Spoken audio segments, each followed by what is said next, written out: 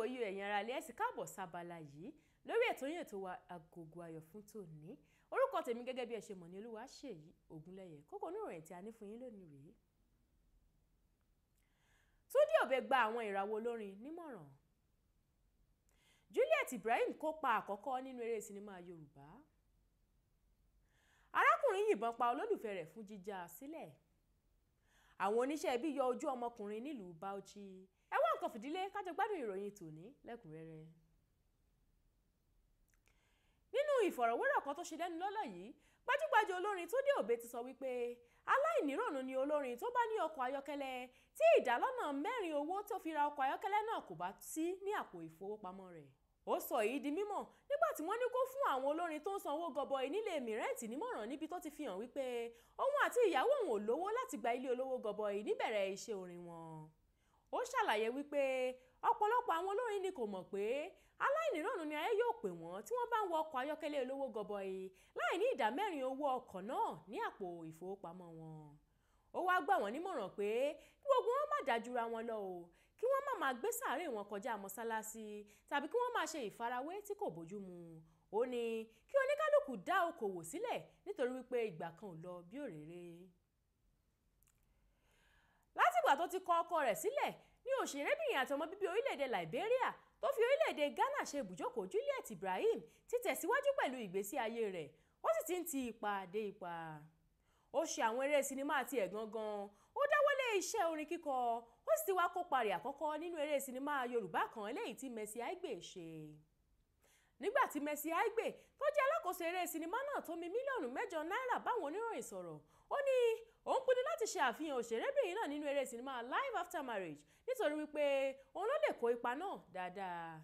Juliet kópa gẹ́gẹ́ bí arẹwà amòfin tó máa ń jà fún ẹ̀tọ́ àwọn obìnrin, ó sì sọ èdè Yorùbá díẹ̀ nínú eré sinimá náà.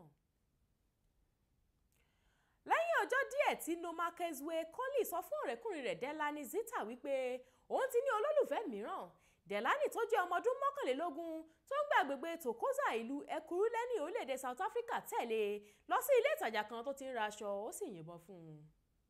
Àwọn yòókù tó ń ra nǹkan nínú ilé ìtajà náà fi gbé ta. Delani fi ẹsẹ̀ fẹ́ àwọn òṣìṣẹ́ ààbò ilé ìtajà yìí àtàwọn ọlọ́pàá tó wà ládùúgbò Katlehong sì gbà tẹ̀lé. A gbọ́ wípé nígbà tó wá dé ibùdókọ̀ Tokoza, Delani gbébọn fúnra rẹ̀ lórí, ó sì kú. Àwọn méjèèjì ti ń bára wọn bọ̀ fún ọdún 5, wọ́n sì ní ọmọkùnrin ọmọ ọdún 4 kan papọ̀. Ọ̀gágun Mega Ndobe tó jẹ́ agbẹnusọ fún àwọn ọlọ́pàá agbègbè Tokoza sọ wípé ìwádìí ń lọ lọ́wọ́ lórí ìṣẹ̀lẹ̀ kàyéfì náà. Wọ́n ti wá gba ìbọn tí Delani fi pa olólùfẹ́ rẹ̀ àti ara rẹ̀ sọ́dọ̀, wọ́n sì ń wá ọ̀rẹ́ rẹ̀ tó ní ìbọn náà. Ọmọkùnrin ọmọ ọdún 9 kan ti bára rẹ̀ nílé ìwòsàn lẹ́yìn táwọn oníṣẹ́ ibi yọ ojú rẹ̀ jáde nílùú Bauchi. Ìfihàn yìí wá látẹnu agbẹnusọ fún àwọn ọlọ́pàá ìpínlẹ̀ Bauchi Haruna Muhammed tó sọ wípé ọmọkùnrin náà jẹ́ darandaran, ó sì ń ṣe ìtọ́jú àwọn ẹran rẹ̀ lọ́wọ́ níjọba ìbílẹ̀ Toro nípínlẹ̀ Bauchi níbi tí àwọn oníṣẹ́ ibi náà ti dá a dúró tí wọ́n sì yọ ojú rẹ̀ jáde. Wọ́n ti gbé lọ sílé ìwòsàn kan, àwọn ọlọ́pàá sì ti bẹ̀rẹ̀ ìwádìí lórí ìṣẹ̀lẹ̀ náà. Èyí ni òpin ìròyìn fún tòní, ẹ tún gbọ́ kókó inú rẹ̀ lẹ́ẹ̀kan sí i. Túndé Òbé gba àwọn ìràwọ̀ olórin nímọ̀ràn.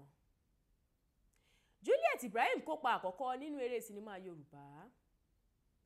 Arákùnrin yìnbọn pa olólùfẹ́ rẹ̀ fún jíjà sílẹ̀.